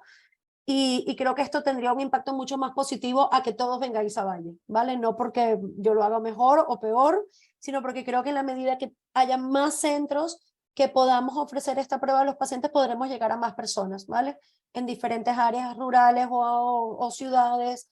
Entonces creo que lo que sería muy bonito sería conseguir que todas las unidades tuviesen una persona capacitada y esta prueba a mano para poder hacer el análisis. Y yo creo que eso, aunque es un trabajo de hormiguita, hay que ir haciéndolo poquito a poco en las unidades que os llevan, ¿vale? E ir insistiendo en que efectivamente hay que avanzar, hay que dar datos objetivos al paciente, pero también creo que son unidades que han ido creciendo, que es una enfermedad que durante mucho tiempo, producto pues del estigma, que ya ustedes lo sabéis, esto yo lo sé por ustedes realmente, y por haber tenido la oportunidad de trabajar con pacientes con fatiga todos estos años, pues poco a poco se ha ido haciendo su camino, y yo creo que esto en el futuro va a ir cambiando. Entonces yo les invito a que habléis con los internistas que os llevan en cada centro y que pidan la realización de una prueba de esfuerzo en vuestro centro, porque sí es verdad que hay muchos hospitales que tienen la máquina, pero que lo utilizan para otras patologías. Entonces es pues ir empezando, ¿no? Como un poquito la gota malaya allí en cada lugar, para que esto se vaya generalizando. Yo creo que en la medida que la prueba de esfuerzo entre como protocolo, las unidades estarán obligadas a tenerlas dentro de su batería de pruebas. Y de momento no estoy en privado. Sé que hay compañeras que lo hacen en privado, aunque por supuesto la diferencia es que tiene un coste económico pues mayor, obviamente. Esto es real. Pero no, de momento yo estoy bastante en la pública. Tengo unos horarios ya bastante complejos. Y de momento lo hago solamente allí. Si esto cambia en el futuro, yo os lo avisaré, pero de momento estoy solo en Vallebrón. Genial. Muy agradecidos también de que estés en la pública dedicando Sí. conocimiento y esfuerzos. Y te he dicho que era la última pregunta, pero Ana justo ha compartido por el chat una última que entiendo que tiene que ver con la tabla que nos enseñabas, ¿no? De que al Sí. final hay respuestas en enfermedades cardíacas, en enfermedades pulmonares, respiratorias, y que luego, ¿no? En la última columna estábamos los pacientes de fatiga crónica. Entonces, Ana pregunta si hay otras enfermedades, ¿no? que irían en esta columna de malestar post-esfuerzo, por ejemplo, pues el COVID persistente o enfermedades neurológicas. Y en el caso de que no haya ninguna otra enfermedad, ¿no? en esa columna, ¿por qué no se considera entonces la prueba de esfuerzo en pacientes con fatiga crónica como un biomarcador como Pero tal? no solamente, esa columna no es solamente para fatiga, son los pacientes con otras intolerancias al esfuerzo que no son ni cardíacas ni ventilatorias. Y sí que entran muchas enfermedades, pues enfermedades neurológicas, miopatías mitocondriales, ahora se me ocurre, otro tipo de miopatía, otro tipo de enfermedades musculares, pues Duchenne, etcétera, etcétera, otro tipo de enfermedades, ¿vale? Que sí que responden. Esclerosis múltiple también, pacientes que tienen esclerosis múltiple que tienen una fatiga post-esfuerzo. Es decir, allí dentro de esa columna lamentablemente conviven pues muchas enfermedades que dentro de sus síntomas presentan fatiga como sintomatología, ¿vale? Entonces que tienen buenas respuestas cardíacas, que no son máximas, buenas respuestas respiratorias, que no llegan a agotar la vía respiratoria, pero que precisamente persisten un consumo de oxígeno bajo. Entonces allí sí que están como conglomeradas todas ellas. El problema de la fatiga y con la prueba de esfuerzo es tratar de buscar un valor que sea específico, ¿vale? Que es lo que estamos tratando de hacer todos los que hacemos pruebas de esfuerzo o investigación en pruebas de esfuerzo en fatiga crónica, ¿vale? Que es tratar de decir, pues mira, en el 80% de los pacientes, el tanto por ciento de los pacientes, me lo invento ahora, este valor siempre sale alterado, ¿vale? Entonces que eso sea pues un valor determinante, ¿vale? Pero también se está haciendo a nivel analítico por los compañeros que sé que hacen pues pruebas bioquímicas, pues todos estamos buscando pues un valor, un diagnóstico, un test, una prueba, o muchas de ellas que digan, mira, cuando tengamos todas estas sí, pues este paciente tiene una fatiga, ¿vale? Yo creo que es un trabajo titánico, sobre todo en la pública, que tenemos mucha carga asistencial y que a veces no nos permite pues dedicarnos todo el tiempo que quisiéramos a hacer más investigación o sobre todo a analizar los datos que tenemos. Pues sí, pues muchas gracias, Patricia. No De hay más nada. preguntas de momento, luego seguro que saldrán más, pero bueno, como tenemos tu correo electrónico, pues Sí, ya. cualquier cosa pues me escribís y bueno, en la medida que pueda os podré ir contestando, ¿vale? Pero bueno, muchas gracias a ustedes por la invitación. Agradecerte sobre todo el tiempo, que al final, o sea, te hicimos una hora y hemos estado casi dos, entonces, bueno, te agradecemos, ¿no? que hayas dedicado este ratito de viernes a estar con nosotros y con nosotras y bueno, que al resto pues que os haya gustado mucho y que os haya resuelto las dudas y los miedos sobre la prueba de esfuerzo. Es que tengáis buen fin de semana. Igualmente, muchas gracias y buen fin de semana. Hasta luego. Gràcies. Gracias. Adéu, Hasta adéu, luego. gràcies. Adeu.